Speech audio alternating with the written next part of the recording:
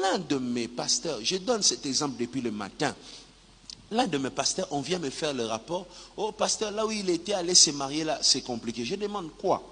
Le pasteur est allé épouser une femme. Lorsque il remet, Soso, c'était en Équateur, il remet tout ce qu'on demande là, la fille récupère l'enveloppe, comme on fait toujours dans les mariages, votre scénario là que vous aimez là.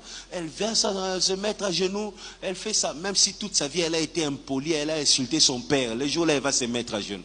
Vous blaguez avec les gens, vous. C'est le seul jour où elle est polie. Là, elle vient là avec sa robe serrée, elle n'arrive même pas à marcher comme ça là. Les gens blaguent, hein. Là, elle vient, elle se met à genoux, elle fait comme si elle est timide. Elle parle beaucoup d'habitude. Elle fait la timide là. Dès qu'elle a déposé l'enveloppe entre les mains de son père est tombé, AVC. Oui, AVC. Maintenant, la prière commence.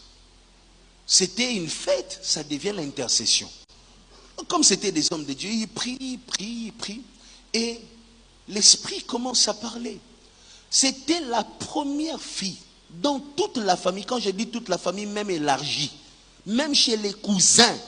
Aucune fille ne se marie là-bas. Aucune.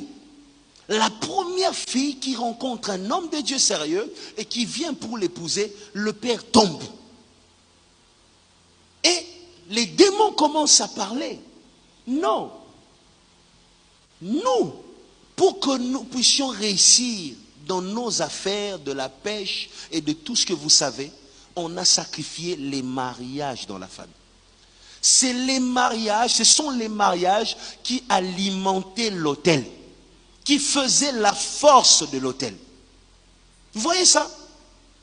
Plus les femmes ne se marient pas, plus lui prospère.